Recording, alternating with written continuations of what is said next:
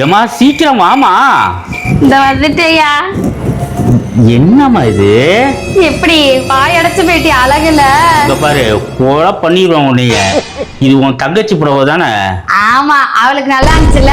ஆமா அதான் நான் வாங்கி கட்டிக்கிட்டேன். ஏமா அவளுக்கு நல்லா இருக்குமா எதுவா இருந்தாலும். உனக்கு பாரு சிலிண்டருக்கு சுத்தி விட்ட புடவை மாதிரி இருக்குமா. ஏமா சிலிண்டர் மாதிரி இருக்கா? அப்ப என்ன அப்புறம் நல்லா நானே நல்லா புடவை கட்டிருக்கேனே. அப்படி அடக்க உடக்கமா இப்படி பெண் மாதிரி இருக்கணும்னு நினைக்கிறேன். வரைஞ்சு கட்டிட்டு வம்புலுக்காத நீ என்கிட்ட. எப்படி நான் கியூட்டா இருக்கேனா இல்லையா? ஐயோ நயன்தாரா மாதிரி இருக்கேனா? இங்க பாரு கொலை பண்ணிடுவேன். ஏறி ஊரே கீர்த்தி சுரேஷ் மாதிரி இருக்கேனா?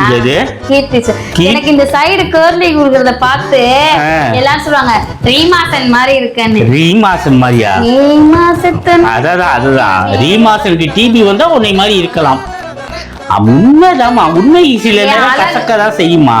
யோ நான் இவ்வளவு கியூட்டா இருக்கேன் பாரு. என் தங்கச்சியோட இந்த சேலை எனக்கு தானே கியூட்டா இருக்கு. கியூட்டா இருக்குன்னு சொல்லு. கியூட்டா இருக்குன்னு உண்மையை சரி விடு. சரியா கியூட்டா இருக்குமா? அழகா இருக்கு. அழகா இருக்கு. மகாலட்சுமி மாதிரி இருக்கு. மகாலட்சுமி எது சுத்தி உன்னை தூக்கி சுத்தி தான் போடணும் நானு. யோ இங்க பாரியா.